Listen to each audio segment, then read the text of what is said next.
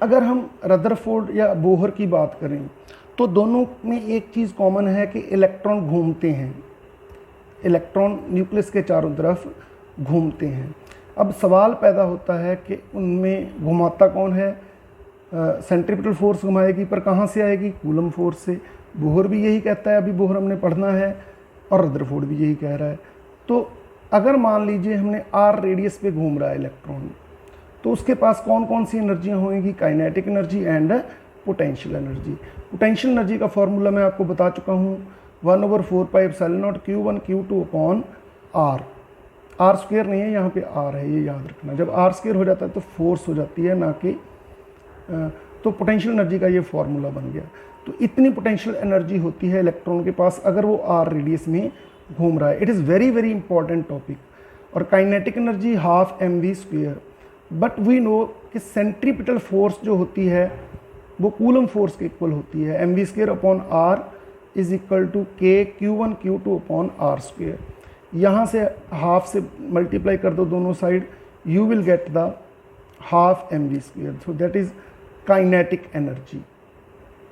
ये potential energy है, ये काइनेटिक एनर्जी है। दोनों को प्लस करोगे तो आ जाएगी टोटल एनर्जी। अब इन तीनों को देखो, ये भी वही है, ये भी वही है। काइनेटिक एनर्जी और टोटल एनर्जी में नेगेटिव का फ़र्क है। टोटल एनर्जी नेगेटिव होती है, काइनेटिक एनर्जी पॉजिटिव। बाकी सारा कुछ सेम है इनका। और इन दोनों से डबल होती है potential energy, but potential energy is also negative like the total energy. तो इनका ये रिलेशन आपने याद रखना है, it is very very important. आगे आ जाता है जी बोहर का मॉडल। बोहर क्या कहता है? बोहर कि all the electron revolve around the nucleus in the fixed orbits. ये उसने क्यों कहा फिक्स्ड पाथ में? क्योंकि उसने एक हाइड्रोजन का स्पेक्ट्रम देखा, उसने सिर्फ हाइड्रोजन के स्पेक्ट्रम से सारा कुछ स्टडी किया है। तो ये जो पॉइंट्स हैं ये बहुत वैलिड पॉइंट्स हैं, काफ़ी सक्सेसफुल थ्योरी है, because it is based on experiment. वैसे तो रदरफोर्ड भी एक्सपेरिमेंट पे बेस्ड था, बट वो भी काफ़ी हद तक सही ही था, बट उसमें बस स्टेबिलिटी एक्सप्लेन नहीं कर पाया था। तो इसने वो एक्सप्लेन कर दिया हाइड्रोजन स्पेक्ट्रम से। तो अल्फ़ा पार्टिकल हमें एटम का स्ट्रक्चर तो एक्सप्लेन कर देते हैं, बट उसकी स्टेबिलिटी एक्सप्लेन नहीं कर पाते। तो स्टेबिलिटी एक्सप्लेन हुई है हाइड्रोजन स्पेक्ट्रम से।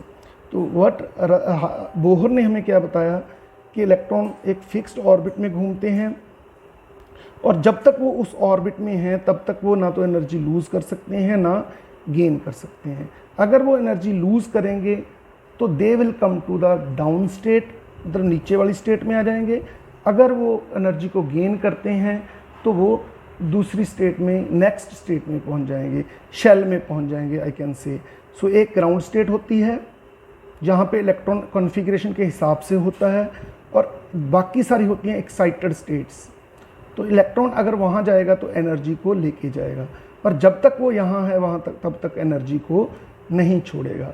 ऐसा कहाँ से पता लगा उसको?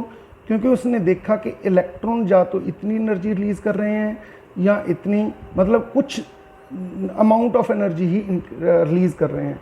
इसका मतलब इलेक्ट्रॉन अपनी मर्जी से कहीं भी नहीं हो सकते। ठीक है, मैं एग्जांपल देता हूँ। जैसे एक मान लीजिए एटम है,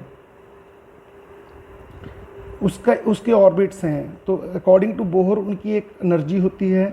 जैसे इसकी मान ली मैंने 1 जूल, 2 जूल और 5 जूल।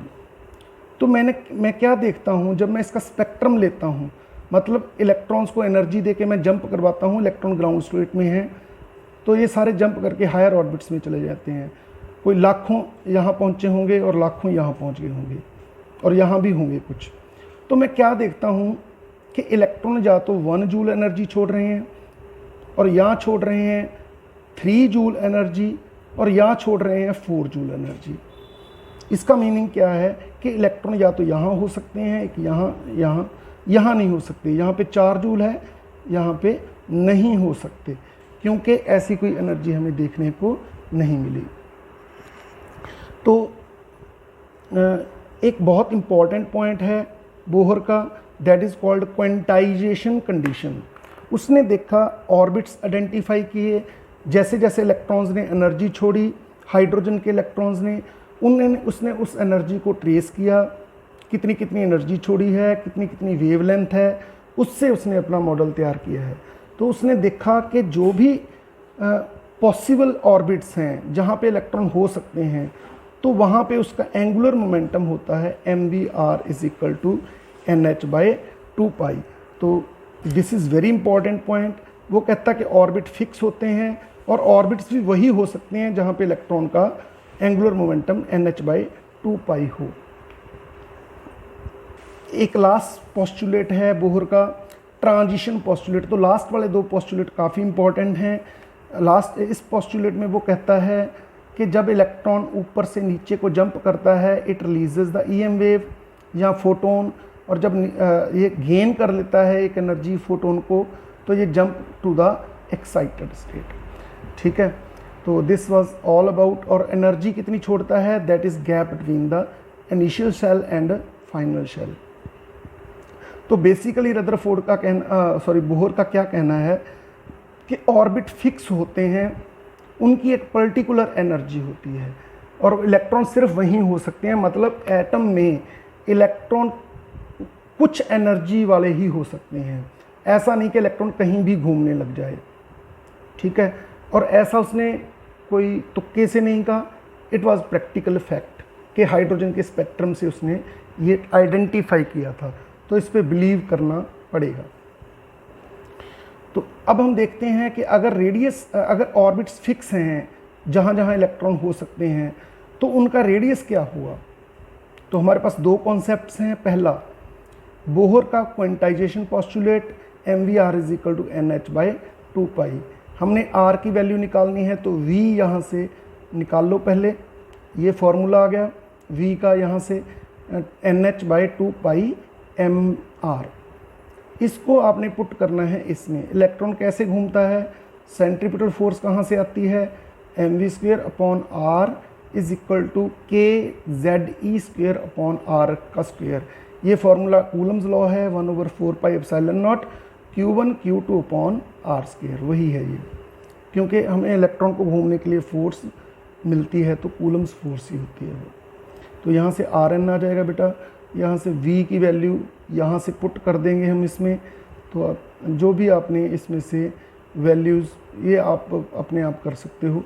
बस आपको यही याद रखना है कि इस इक्वेशन को यूज़ करना है और आपने इसको बोहर्स क्वांटाइजेशन पोस्टुलेट यूज़ करना है और बोहर का सेंट्रीपिटल फोर्स = कूलम फोर्स ये यूज़ करना है।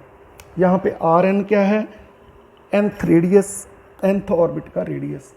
तो सारे वैल्यूज़ पुट करके आपको R आ जाएगा ये n² h² kZe² 4π²। k होता है 1/4πε0, हमने k इसको लिखा था, तो इसको 9 × 10⁹ पुट कर देंगे। सारा कुछ पुट करके हमारे पास आएगा 0.529 angstrom into n²/z। It is very very important result, आपको याद रखनी है ये वैल्यू। किसी भी एलिमेंट का आप रेडियस निकाल सकते हो। जैसे कि मैं कहूँ हीलियम के तीसरे ऑर्बिट का रेडियस क्या होगा, तो 0.529 एंगस्ट्रॉम इंटू हीलियम का एटॉमिक नंबर है 2 मैं तीसरे ऑर्बिट की बात करता हूँ 3 का स्क्वायर, और हीलियम का एटॉमिक नंबर है 2 आ गया, तो 9/2 मल्टीप्लाई दिस, ऐसे हम निकाल सकते हैं। दूसरा इंपॉर्टेंट क्या है कि Rn is directly proportional to n² and inversely proportional to atomic number. n² से डायरेक्टली प्रोपोर्शन होने का मीनिंग है कि पहला सेल छोटा होगा, दूसरा काफ़ी बड़ा होगा और तीसरा बहुत ज़्यादा बड़ा होगा। ऐसे जो गैप्स हैं वो बढ़ते जाते हैं। ठीक है, अब हम देखते हैं velocity of electron in nth orbit. ये सारे इंपॉर्टेंट टॉपिक्स हैं। वही वाला कूलम फोर्स को सेंट्रीपिटल फोर्स के इक्वल रखोगे और v² = kZe²/mr, और यहाँ पे वही बोहर का क्वांटाइजेशन पोस्टुलेट mvr = nh/2π। यहाँ पे आप mr की वैल्यू निकाल लो और यहाँ पुट कर दो, या r की वैल्यू निकाल के यहाँ पुट कर दो, ये आपकी इच्छा है, उसमें कोई फ़र्क नहीं है। तो इसको पुट करोगे, यू विल गेट दिस। तो वी स्क्वेयर वी के साथ कैंसिल हो जाएगा और v की वैल्यू आ जाएगी K Z E square upon 2 pi into N H. ठीक है, या आप डायरेक्टली यहाँ पे 0.59 यूज़ करके वो भी यूज़ कर सकते हो आप, एन स्क्वेयर अपॉन जेड। तो आपके पास ये आएगा रिजल्ट के जेड। अच्छा, इधर से अगर आपने अभी हमने किया था एम वी इंटू 0.53 लिख देता हूँ मैं angstrom, M V R is equal to N H by 2 pi. आप डायरेक्टली यहाँ से भी शुरू कर सकते हो वेलोसिटी। तो सॉरी, यहाँ पे एन स्क्वेयर अपॉन जेड भी आना है, तो एन स्क्वेयर एन के साथ कैंसल और v की वैल्यू आ जाएगी, ये बाकी सारा कुछ इधर लाके डिवाइड कर दो।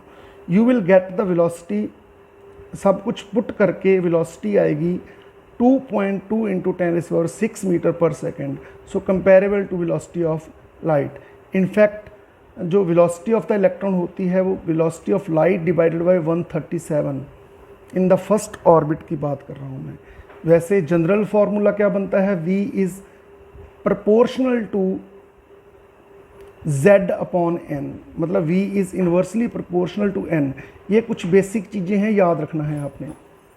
या z अपॉन n, जैसे रेशो निकालनी है हीलियम के पहले ऑर्बिटल में इलेक्ट्रॉन की वेलोसिटी की और हाइड्रोजन के दूसरे में, तो कैसे निकालोगे, हाइड्रोजन का एटॉमिक नंबर 1, यहाँ पे नंबर ऑफ ऑर्बिट 2, ऐसे पुट करके आप रेशो निकाल सकते हैं। ठीक है, तो ये ग्राफ होता है और रेडियस का ग्राफ ऐसे बनेगा क्योंकि वो directly proportional to N square है, और ये आ गया रेडियस का, और वेलोसिटी का ऐसा ग्राफ होता है। ठीक है, आगे आ गया बेटा time period and frequency of nth orbit. Electron की nth ऑर्बिट में क्या फ्रीक्वेंसी होती है और क्या उसका टाइम पीरियड होता है। Time period is equal to 2 pi R upon velocity.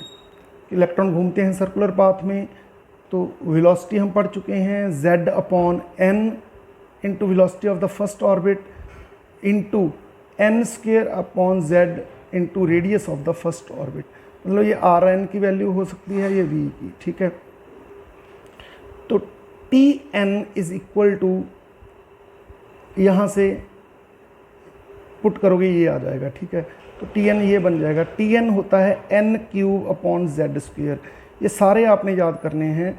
Radius होता है proportional to N square upon Z, time period N cube upon Z square, और velocity is proportional to Z upon N. ये याद रखना है बेटा आपने। फ्रीक्वेंसी इसका उल्टा हो जाएगी, फ्रीक्वेंसी ये बनती है, इसका उल्टा हो जाएगी। ठीक है, so that's all about the radius, velocity, frequency and time period of the electron. Next part में हम आगे पढ़ते हैं।